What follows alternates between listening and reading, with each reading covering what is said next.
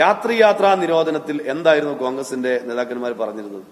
വയനാടിന്റെ MP കോൺഗ്രസിന്റെ സമന്വയ നേതാവ് എന്താണ് ഈ വിഷയത്തിൽ ഇടപെടുന്നത്? കോൺഗ്രസിന്റെ ഒരു നിലപാട് വയനാടുമായി ബന്ധപ്പെട്ടുകൊണ്ട് എന്താണെന്ന് പരിശോധിക്കാൻ കഴിയുന്ന ഏറ്റവും പ്രധാനപ്പെട്ട ഒരു കാര്യമാണ് പൂഴിത്തോട് പടിഞ്ഞാറത്തറ ബദൽപാത.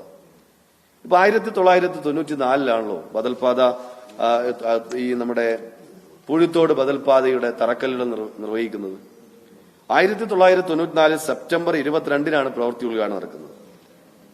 1995 മുതൽ മാർച്ച് 16 വരെ, അതായത് 1994 സെപ്റ്റംബർ 22 തറക്കല്ലിട്ടതിന് ശേഷം 95 മാർച്ച് 16 വരെ കരുണാകരനായിരുന്നു മുഖ്യമന്ത്രി.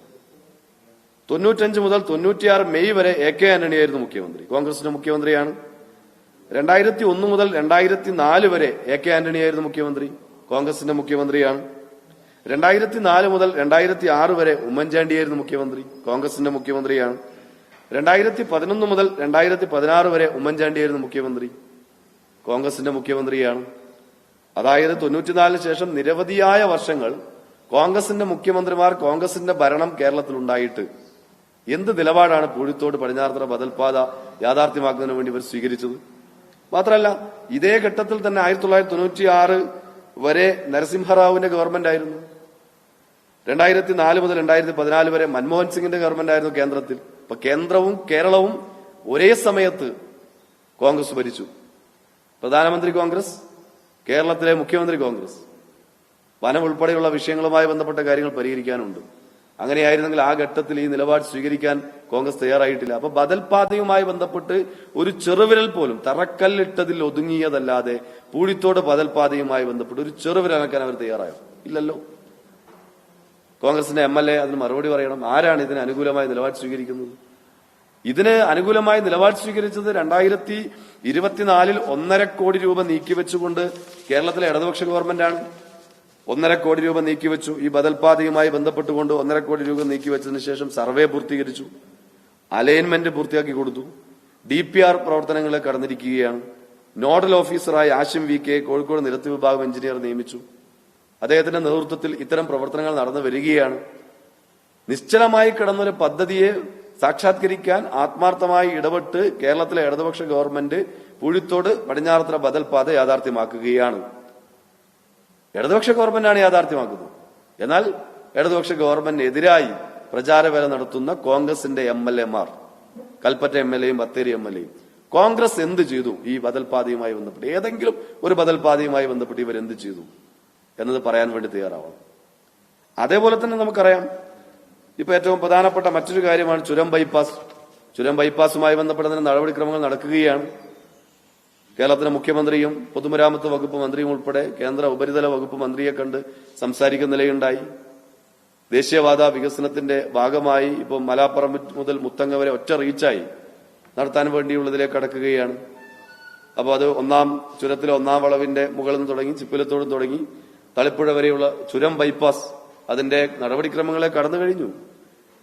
DPR തയ്യാറാക്കാനുള്ള ടെൻഡർ ഇപ്പോ ഉപരിതല മന്ത്രാലയം അംഗീകരിച്ചു കഴിഞ്ഞു. അപ്പൊ ഇതിലെല്ലാം സംസ്ഥാന ഗവൺമെന്റ് ഇത്തരം വിഷയത്തിൽ വളരെ കൃത്യമായി ഇടപെട്ടുകൊണ്ടിരിക്കുകയാണ്.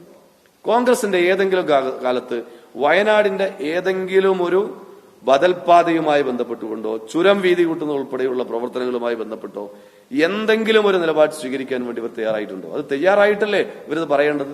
സംസ്ഥാന ഗവൺമെന്റ് ഇത്തരം കാര്യങ്ങൾ നടത്തുമ്പോൾ, ഇത് യാഥാർത്ഥ്യമാകുമെന്ന് കാണുമ്പോൾ അതിനെ തങ്ങൾ ഇടപെട്ടിട്ടാണ് ഇതെല്ലാം വന്നത് എന്ന് വരുത്തി തീർക്കാൻ വേണ്ടിയുള്ള ശ്രമമാണ് യഥാർത്ഥത്തിൽ കൽപ്പറ്റ MLA ഉൾപ്പെടെയുള്ളവരുടെ നേതൃത്വം നടന്നുകൊണ്ടിരിക്കുന്നത്. ഇപ്പൊ നേരത്തെ വീതി കൂട്ടുന്ന പ്രവർത്തനം ഇപ്പൊ ആരംഭിക്കാൻ പോവാണ്. അപ്പോൾ ഒരു സമരം നടത്തുകയാണ്. അപ്പൊ വീതി കൂട്ടി, ഞങ്ങളുടെ ഇടപെടലിന്റെ ഭാഗമായി വീതി കൂട്ടി എന്ന് വരുത്തി തീർക്കണമല്ലോ. ഈ രൂപത്തിലുള്ള നിലപാടല്ല ഒരു ജനപ്രതിനിധിയുടെ, ഉത്തരവാദിത്തപ്പെട്ട ഒരു പാർട്ടിയുടെ നേതൃത്വത്തിന്റെ ഭാഗത്ത് ഉണ്ടാവേണ്ടത്. ഇവർ മറുപടി പറയേണ്ട പ്രധാനപ്പെട്ട ഒരു കാര്യമുണ്ട്.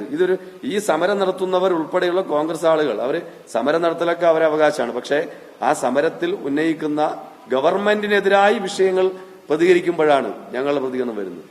ഗവൺമെന്റ് ഈ കാര്യത്തിൽ വയനാടിനെ ചേർത്ത് നിർത്തിക്കൊണ്ടിരിക്കുമ്പോൾ അതിന് മോശമായി ചിത്രീകരിക്കുന്ന നിലയിൽ ഇവർ പ്രതികരിക്കുമ്പോൾ ഇവർ പറയേണ്ട ഒരു കാര്യം കൂടെ ഉണ്ട്. ഇപ്പം വയനാടിന്റെ മറ്റൊരു പ്രധാനപ്പെട്ട യാത്രാ പ്രശ്നമാണല്ലോ രാത്രിയാത്രാ നിരോധനവുമായി ബന്ധപ്പെട്ട പ്രശ്നം. രാത്രിയാത്രാ നിരോധനത്തിൽ എന്തായിരുന്നു കോൺഗ്രസിന്റെ നേതാക്കന്മാർ പറഞ്ഞിരുന്നത്? കർണാടകത്തിൽ ഭരിക്കുന്നത് കോൺഗ്രസ് ആണ്. വയനാട് MP കോൺഗ്രസിന്റെ സമുന്നതയായ നേതാവാണ്. അതുകൊണ്ട് ഞങ്ങൾ ഇടപെട്ടുകൊണ്ട് ചെയ്യും. ഇത് ഞങ്ങൾ ആരും പറഞ്ഞ കാര്യമല്ല. ഇത് പറയുന്നത് ശ്രീമതി പ്രിയങ്ക വാദ്രയാണ്. അതുപോലെ തന്നെ കർണാടക ഉപമുഖ്യമന്ത്രി ഇവിടെ വന്ന് പ്രസംഗിച്ചതാണ്. തെരഞ്ഞെടുപ്പ് ക്യാമ്പയിന്റെ ഭാഗമായിട്ട് നിങ്ങളുടെയൊക്കെ കയ്യിൽ അതുമായി ബന്ധപ്പെട്ട കാര്യങ്ങളുണ്ട്. അപ്പൊ ആ നിലയിൽ കോൺഗ്രസ് നേതാക്കന്മാരെല്ലാം, അഖിലേന്ത്യാ നേതാക്കന്മാർ തുടങ്ങി പ്രാദേശിക നേതാക്കന്മാർ വരെയുള്ള എല്ലാവരും ഈ വിഷയത്തിൽ കർണാടക സംസ്ഥാന സർക്കാർ വിചാരിച്ചാൽ ഇത് പരിഹരിക്കാൻ കഴിയും. അതുകൊണ്ട് കോൺഗ്രസ് MP എന്ന നിലയിൽ പ്രിയങ്ക ഇടപെട്ട് ഇത് പരിഹരിക്കുമെന്ന് പറഞ്ഞിട്ട് ഇപ്പൊ എത്രയായി? യാത്രാ നിരോധനം പിൻവലിക്കാൻ ഒരു ചെറുവിരൽ പോലും അനക്കാത്ത പാർട്ടിയല്ലേ കോൺഗ്രസ്? യഥാർത്ഥത്തിൽ അവർക്ക് ഇടപെട്ടാൽ പരിഹരിക്കാൻ കഴിയുന്ന വിഷയമല്ലേ? കർണാടക സർക്കാർ നേരെ വിരുദ്ധമായ നിലപാടല്ലേ ഇക്കാര്യത്തിൽ സ്വീകരിച്ചത്? തെരഞ്ഞെടുപ്പ് കഴിഞ്ഞപ്പോ ഉടൻ തന്നെ മാറ്റി പറയുന്ന നിലപാട് അവർ സ്വീകരിച്ചല്ലോ. അപ്പൊ ഇത് ജനങ്ങളുടെ മുമ്പിൽ ഇത്തരം കാര്യങ്ങളൊക്കെയുണ്ട്.